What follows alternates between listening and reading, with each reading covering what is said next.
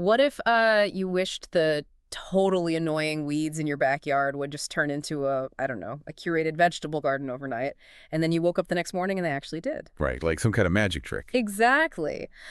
Well, today we are looking at a text that claims exactly that happened, and it uses that seemingly impossible event to completely rethink human evolution. So, welcome to today's deep dive. Whether you're listening on your commute or maybe getting ready for a meeting, or you're just someone who loves, pulling on the threads of reality to see what unravels, we have a really fascinating journey mapped out for you today. Yeah, we are diving into a really thought-provoking essay. It was written by Shuofeng, dated July 22, 2024. And, I mean, the title itself sets a pretty high bar. It's called The Transformation of Life Requires a Complete Metamorphosis. Yeah, that's a heavy title. Our mission for this deep dive is to basically follow the author's intellectual trail. We're going to start with the crazy backyard observation weeds spontaneously changing their species, and we're going to use that to unpack a philosophical framework for human spiritual It's development. a huge shift in perspective, for sure. Totally. The ultimate goal here is to understand how shedding our everyday human tendencies might actually be the exact psychological equivalent of a caterpillar turning into a butterfly. Right, which is a massive premise. Yeah. The author is essentially putting forward the idea that the physical transformations we observe out in the natural world aren't just like biological processes, they are blueprints. Blueprints for us. Exactly, they're literal maps for our own spiritual reality and our potential. So let's establish the baseline metaphor the author uses before we get to the really strange stuff. The text starts with the most undeniable, classic example of metamorphosis we have, which is, of course, the caterpillar. You have a creature that spends its entire early existence crawling in the dirt, dragging its body around, doing literally nothing but consuming leaves. It is completely, irrevocably earthbound. But then it undergoes this radical, totalizing process and emerges as a butterfly, dancing freely among the mountain blossoms. And the author is very deliberate with the language here, too. This process isn't described as just a change in physical shape or a neat biological trick.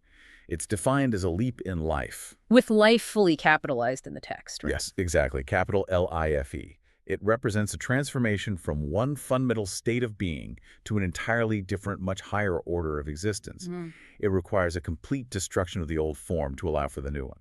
Okay, so the caterpillar to the butterfly is the foundational idea. That's observable science. But then the author pivots and introduces an anecdote that is highly unusual, to put it mildly. Yeah, that's an understatement. Right. This takes place at a location called the Lifechanyuan International Family's North American Retreat. And just for some quick context for the listener, Lifechanyuan is essentially this spiritual and philosophical community. They really focus on living harmoniously, often in these intentional retreat settings. They emphasize a deep connection with nature and a pretty big departure from traditional, highly individualized societal norms. Okay, yeah, that context definitely helps set the scene. So at this specific retreat in North America, the author describes the landscape as being absolutely covered in dandelions. I mean, they are all over the grasslands, climbing up the slopes, lining the paths to the residential cabins. The total takeover. Right, and when they bloom, the author describes the ground turning into this vibrant sea of gold. Which is a really beautiful image initially. But the text quickly points out the inevitable life cycle of the dandelion, That sea of gold doesn't stay gold for very long. No, it turns into a literal sea of frustration. Those golden blossoms eventually turn into that delicate white fluff. And while that might look magical blowing in the wind in a movie or something, in reality, those seeds act like millions of tiny, relentless parachutes. Oh, they get everywhere. Everywhere. They drift around, they stick to the window screens of the cabins, they get inside, and they generally just become a massive nuisance for the people who are trying to live and work there. And this friction, this everyday annoyance, leads to a pivotal realization in the text. The author mentions taking a trip to a place called Bella Coola, and during an hour-long drive through that specific region, they looked around and realized there wasn't a single dandelion in sight. Wow. Yeah, the landscape was completely free of them. And that stark contrast sparked a very simple, I think very relatable human desire. The author looked at that pristine landscape and just thought, man, how wonderful it would be if our retreat back home could also be free of these dandelions. Right. And this is where the narrative shifts gears entirely. We move away from simple botanical observation. The author claims that, miraculously, some of the dandelions at the retreat specifically the ones lining the immediate paths to individual cabins, began to It's change. just spontaneous. Yeah, they didn't just wither and die off. Hmm. According to the text, they underwent a spontaneous metamorphosis into an entirely different plant altogether. They became the plantain. Okay, let's unpack this. Because this is a monumental claim. Weeds spontaneously changing their species. Look, for anyone listening who has a background in botany, or frankly just basic common sense, weeds don't just magically morph into different species because someone wished for a cleaner lawn. Right, it sounds totally It's impossible. biological absurdity. So if we aren't meant to take this as a literal, peer-reviewed, scientific, botanical claim, how should the listener approach this part of the text? Like, what is the author actually trying to do here? Well, what's fascinating here is the author's framing of the event.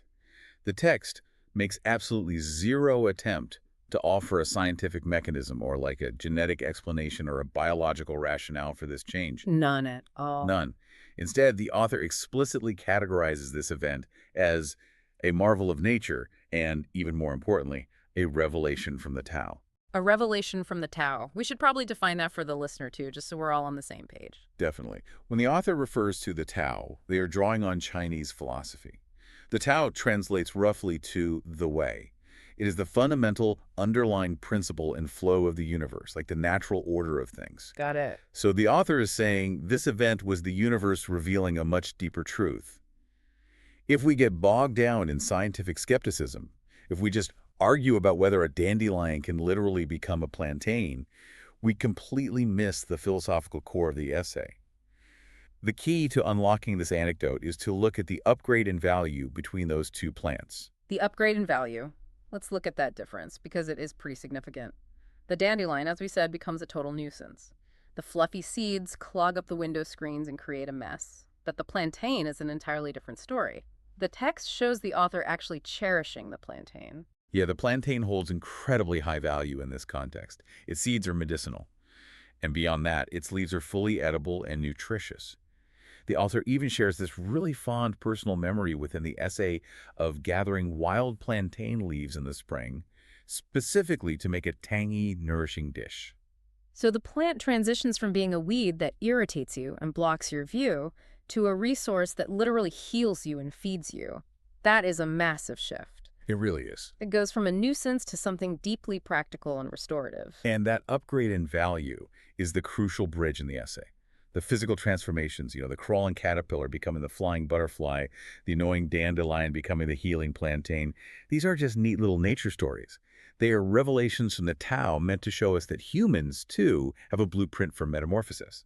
We're also meant to upgrade our value. Here's where it gets really interesting. Because making the leap from a plant or an insect to a complex human being requires a lot of translation. The author argues this human metamorphosis leads to something called a celestial state, and that reaching it is our own leap in life. But if we're talking about shedding layers, we run into a physical problem, right? How so? Well, the caterpillar literally builds a silk cocoon. It physically dissolves its tissues and rebuilds its body. Humans don't spin silk. We don't build physical cocoons to shed our old selves, and we don't wake up with medicinal leaves for hair.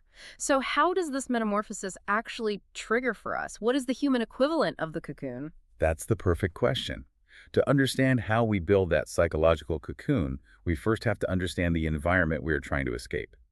The author clearly defines our baseline starting point, which they call the human state. And according to the text, this state is defined by three very specific characteristics: self-centeredness, ego, and attachment. Self-centeredness, ego, and attachment. Okay, if we map that back to the metaphor, those traits are our dandelion fluff. Yes. Absolutely. That is the stuff that gets stuck to the window screens of our lives, obscures our vision, and basically causes friction with everyone around us. That is a brilliant way to conceptualize it. The human state, driven by the ego, is heavily tethered to self-interest. It constantly demands that the world cater to its desires. It's earthbound, much like the caterpillar dragging itself through the dirt, consuming everything in its path just to sustain its physical form. Right, it's just consuming. Exactly. So to make the leap in life, to achieve what the author calls the celestial state, a person must actively shed those exact traits. The text contrasts the human state directly with the celestial state, defining the celestial as a state of unselfishness, selflessness, and detachment. Okay, so our cocoon, then, is an internal metaphysical process. It is the active dismantling of the ego. But that brings me back to the mechanism. The author doesn't just leave this as a vague, abstract philosophical goal, do they? Like, they outline a specific formula for making this happen. They do, and this raises an important question. What is the actual practical requirement for a human being to achieve this celestial metamorphosis? The author distills the entire process down to what they call 6 words of wisdom. For humans, the leap requires embodying these concepts: unselfish, selfless, and free from attachment. Unselfish, selfless, and free from attachment. I mean, it rolls off the tongue nicely, but letting go of the ego might be the single hardest psychological task a human being can undertake. Oh, without a doubt. Which leads me to the how, because you can't just wake up and decide, hey, I have no ego today. The essay gives us the what we need to be free from attachment, but what is the actual mechanism for doing that? Well, the mechanism requires a profound shift in how you observe your own mind. Let's look at the psychology of detachment. When a dandelion seed hits your window screen, or, to use a human example, when someone cuts you off in traffic, your ego reacts with immediate anger. Why? Because it feels like a personal attack. Exactly. Because the ego demands that the universe operate exactly according to your preferences. The ego says, my drive should be completely uninterrupted. Right, the ego is deeply invested in being right and being accommodated all the time. So detachment is the literal practice of stepping between the event and the reaction. It is noticing that anger flare up, recognizing it not as an objective truth about the world, but as a rigid construct of your own ego, and then consciously choosing not to engage with it. The how is observation. Just watching it happen. Yes. When you observe the ego without obeying it, the ego begins to dissolve. That observation is the spinning of your psychological cocoon. That makes so much sense. And the distinction the author makes between unselfish and selfless is super interesting there too, because unselfishness feels like a behavior like, letting someone else have the last slice of pizza. But selflessness feels much deeper. It feels like an identity shift. That is a crucial distinction. Unselfishness is modifying your actions to benefit others. But selflessness, in this philosophical context anyway, is recognizing that the very concept of your isolated individual self is an illusion. When you stop obsessively protecting your identity, your status, and your pride, you stop generating friction. If we connect this to the bigger picture the author is painting, the symmetry here is incredibly tight. The physical shedding we discussed earlier, the caterpillar dissolving its old body, the dandelion losing its fluffy parachutes to the wind, it perfectly mirrors the internal shedding of the human ego. Yeah, the dandelion has to surrender his seeds to become something new. The human has to surrender the desperate need to control their environment to become celestial. When someone reaches that state of being truly unselfish, selfless, and completely detached from self-interest, the metamorphosis is complete. Wow. The author states that at this point, the human has achieved the exact equivalent of the caterpillar becoming a butterfly or the dandelion becoming a plantain. They have upgraded their value, they've stopped being an agent of friction and nuisance in the world, and they have started being a source of healing, nourishment, and clarity. And according to the text, once this profound state is reached, the person is ready to ascend to a celestial realm. They embrace a life that is entirely beyond the ordinary earthbound human experience. Okay, so what does this all mean for the listener sitting in their car or at their desk right now?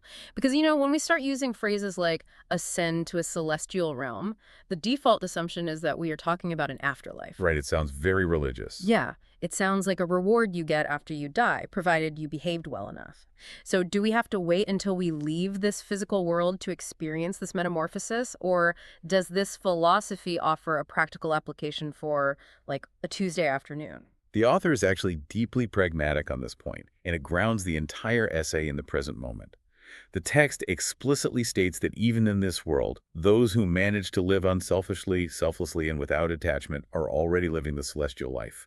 Oh, interesting. Yeah, they are not living an earthly life anymore, even though their physical bodies are literally still right here. That is a fascinating reframing. The celestial realm isn't a geographical or spiritual destination you travel to after your physical body expires. It's an operating system. It is a state of being you inhabit right now, based entirely on how you process the reality around you. Precisely. By letting go of your ego and your attachments, you transform your reality right where you stand. You aren't waiting for a reward. The metamorphosis changes your immediate experience of the world from a suffering, earthly one to a liberated, celestial one. That's incredibly empowering. It is. And the author emphasizes that many members of the Lifechanyuan community currently embody this truth in their daily lives. It isn't just some theoretical ideal, it is a practiced reality for them. I think there is an incredibly powerful, Blinkist level insight here for the listener regarding the daily frustrations of life. Think about the mundane things that just drive you crazy. The boss emailing you on a weekend, a canceled flight, a snarky comment from a coworker. Right, the usual stuff. Our default human state is to view those things as obstacles to our happiness.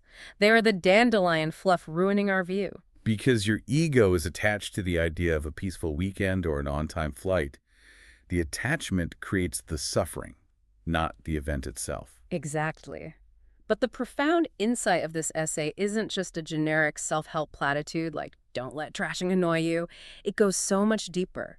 The insight is that these daily annoyances are actually the exact raw materials you need to build your celestial self. That's beautifully put. Without the annoying dandelion fluff, there is no opportunity to cultivate the medicinal plantain. Yes, the canceled flight isn't an obstacle. It's the gymnasium where you practice detachment. If you practice the author's 6 words of wisdom in that exact moment of frustration, if you practice being free from attachment to your itinerary, you stop being bothered by the delay. You stop letting the ego throw a tantrum. And in that space you create by letting go, you start seeing the potential to cultivate something valuable. You become the plantain in the airport terminal. You offer a calm presence, a grounded reaction, a medicinal counterweight to the anxiety of everyone else around you, rather than just adding your own self-centered friction to the room. I love that. The plantain in the airport terminal.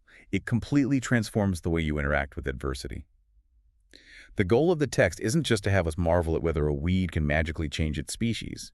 The goal is to force an immediate, tangible change in how we process our own lives. Right. The leap in life, the celestial state, is available right now to anyone who is willing to do the hard work of dissolving their ego. It really is a masterful framework. Let's take a moment to just recap the journey we've been on today. We started at a retreat in North America, looking at a revelation from the Tao where dandelions, which look beautiful but ultimately become a frustrating nuisance, underwent a metamorphosis into plantains, which are a highly valued medicinal and nourishing plant. And then we used that concept of an upgrade in value to understand the human journey.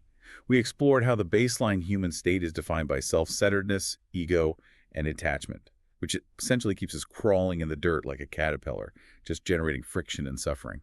And we discovered that the mechanism for our own metamorphosis, our psychological cocoon, if you will, is found in the active practice of 6 words of wisdom: unselfish, selfless, and free from attachment.